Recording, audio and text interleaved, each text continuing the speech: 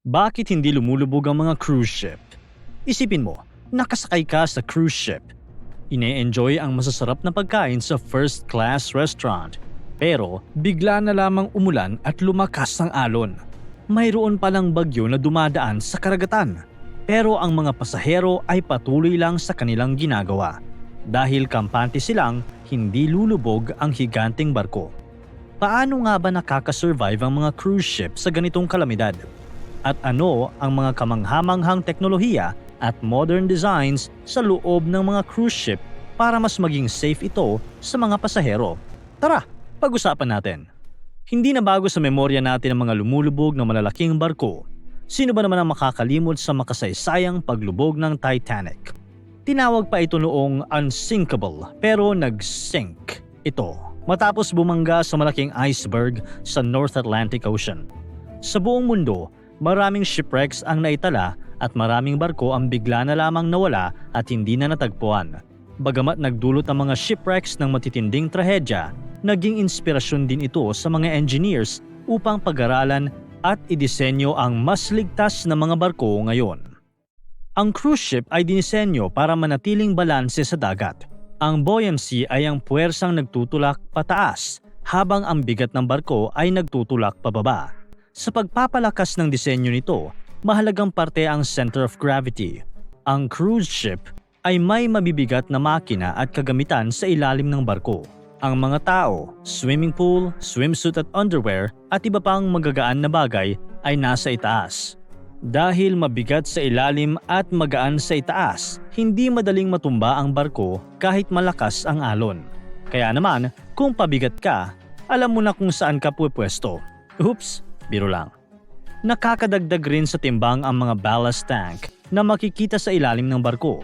Pinupuno ito ng seawater para maiwasan ang pagtagilid o pagkalog ng barko, lalo na kung walang mga gamit o mabibigat na bagay ang barko.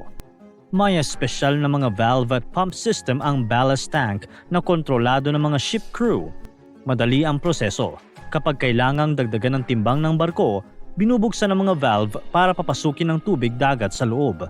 At kapag kailangang magaan, binubuksan ang mga valve para ilabas ang tubig mula sa tangke. Ang laki, hugis at dami ng ballast tank ay nagbabago depende sa disenyo at pangangailangan ng cruise ship. Paano naman kung maalo ng dagat?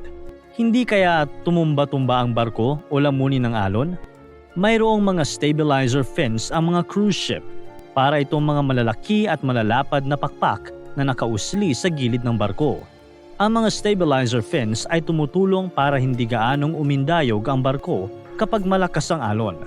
Paano ito gumagana?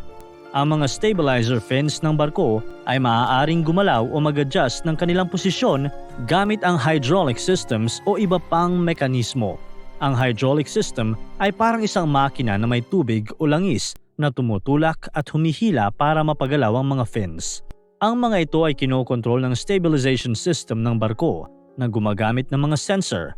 Ang mga sensor na ito ay parang mga mata at tenga ng barko na nakakaramdam kung gaano kalakas ang galaw ng barko. Kapag naramdaman ng sensor na malakas ang alon at nagiging maalog ang barko, ang stabilization system ay nag-uutos sa mga stabilizer fins na mag-adjust.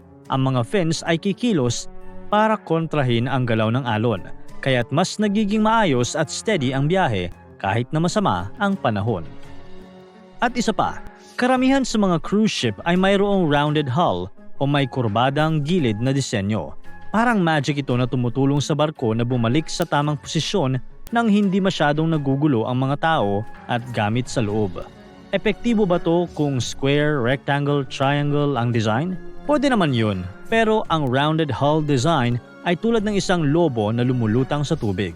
Kapag ang barko ay tumagilid dahil sa malakas na alon, ang kurbadang gilid nito ay tumutulong para ito ay bumalik agad sa tamang posisyon ng maayos.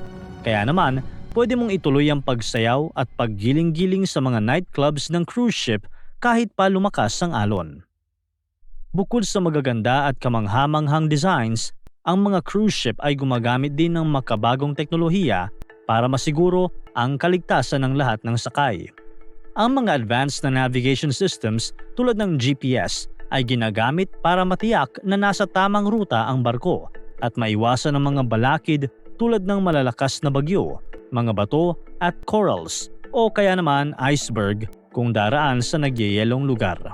Ang detour system ng cruise ship ay ginagamit ng mga navigation officer at mga kinauukulan upang magplano ng alternatibong ruta para sa mas ligtas na biyahe. Ang detour system ay nakasalalay rin sa mga advanced na navigation systems tulad ng GPS at iba pang mga teknolohiya na nagbibigay ng real-time na information sa kalagayan ng panahon at kondisyon ng dagat.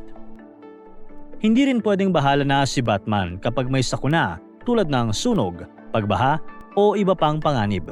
Mahalaga ang agarang pagkilos upang maiwasan ang pinsala at masigurong ligtas ang lahat ng pasahero at crew. Ang mga emergency protocols ay nagtuturo ng tamang proseso at ruta ng paglikas, kasama ang pagsunod sa mga emergency exits at paggamit ng mga lifeboat o mga flotation device kung kinakailangan. Mahigpit din na sinusunod ng mga cruise ship ang regulasyon na magkaroon ng eksaktong bilang ng lifeboats o iba pang mga life-saving devices para sa lahat ng pasahero. Ang bawat lifeboat ay mayroong sapat na bilang ng pagkain, tubig at iba pang mga essentials para sa mga taong sakay nito. Kaya huwag ka nang magtaka kung bakit mahal ang ticket para sa cruise ship experience dahil hindi lamang leisure ang kinakailangan mong bayaran, pati na rin ang iyong kaligtasan at seguridad. Gayunpaman, kahit na mas ligtas ang disenyo ngayon ng cruise ship, hindi pa rin maiiwasan ang mga aberya. Noong January 13, 2012, ang Costa Concordia ay tumama sa isang rock reef malapit sa Isla del Giglio sa Italy. Ang barko ay nagkaroon ng malaking damage sa gilid, kaya pinasok ng tubig ang loob nito. Pero dahil sa modernong disenyo at teknolohiya ng barko, lumubog ito ng mabagal. Dahilan para magkaroon ng sapat na oras ang paglikas ng mga pasahero.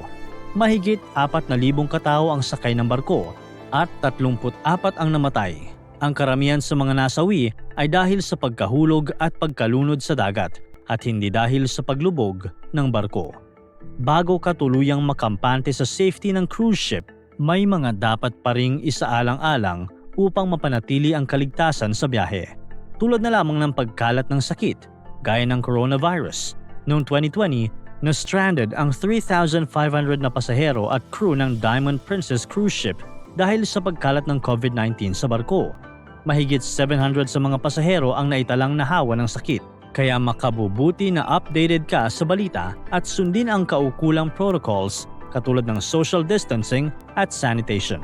Masyadong malawak ang karagatan at maraming pwedeng mangyari sa pagsakay mo sa cruise ship. Pero kahit na may banta pa rin ng aberya, ang modernong disenyo at teknolohiya nito ay nagbibigay ng mataas na level ng seguridad para sa mga pasahero at crew. Ang mga ballast tanks, stabilizer fins at advanced na navigation systems tulad ng GPS ay nagpapalakas sa kakayahan ng mga barko na manatiling strong and mighty kahit sa anumang kondisyon ng dagat. Hanggang ngayon, patuloy pa ring pinag-aaralan ang pag-upgrade ng mga sistema ng barko para sa nagbabagong industriya. Para tuloy-tuloy ang saya at kwentuhan, huwag kalimutan mag-subscribe sa Bubbly YouTube channel at pindutin ang notification bell.